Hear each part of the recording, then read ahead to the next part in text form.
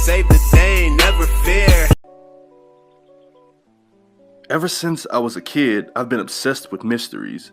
There's just something addicting yet engaging about finding clues and putting all the pieces together so it all makes sense. My obsession with mysteries can actually be traced all the way back to the likes of Scooby-Doo.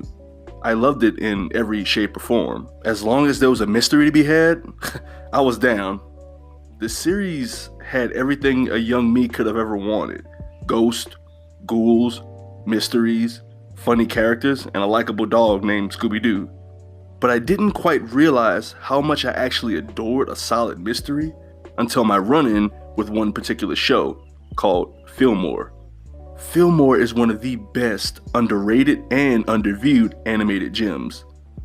It's a gem that still till this day holds a special place in my heart. Now, the show is about two preteens. First up is one Cornelius Fillmore, an ex-juvenile delinquent who got busted raiding his school's chalk shipments. He then later was given a choice: keep doing what he's doing and face possible detention for the rest of his middle school life, or use his skills to help solve another case.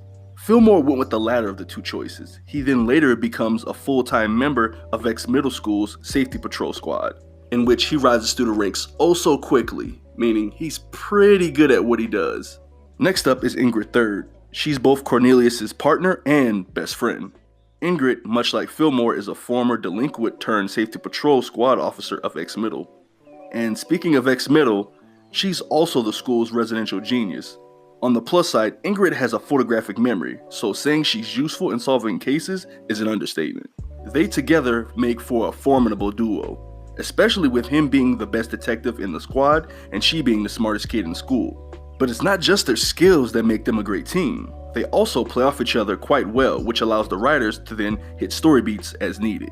These two characters are the bread and butter of which holds this show together. Well, that and the witty writing. Speaking of the wit, that leads me into the next thing I want to talk about with this show, the writing. The writers gave these two characters some of the most playful banter. Their banter rivals even that of Mulder and Scully, whom are one of my favorite duos of all time. This show was also very self-aware. It had just as many references to cop dramas as it did pop culture as a whole. References like Silence of the Lamb, and even Pokemon of all things. Excellent! You formed a mighty sturdy pyramid that cannot be tossed asunder. See? You're as solid as a Geodude using his hardened attack! To further prove just how meta this show is, the announcer for the series is the late Don LaFontaine.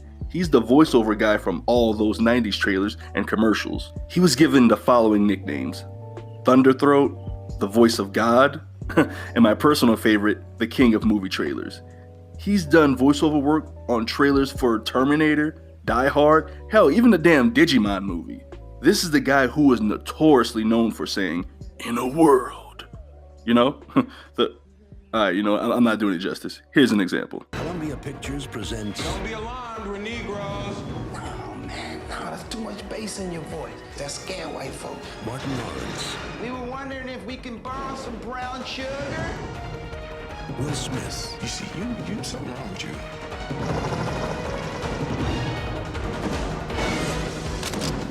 Sir. The law will be served.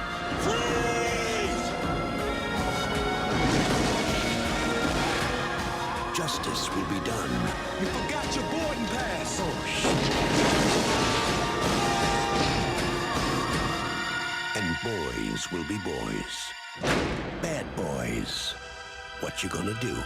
See, the guy Don was a beast, and that trailer always cracks me up. But back to Fillmore. Now, while this show wasn't necessarily ahead of its time, it was obvious a lot more effort went into this show than your average children's cartoon. Now, the show had a pretty basic structure, and it never really deviated from the structure. It usually went Act 1, Act 2, then Act 3, which all included your typical Fillmore gimmicks, your one-liners, plot twist, and ridiculous chase scene of some kind.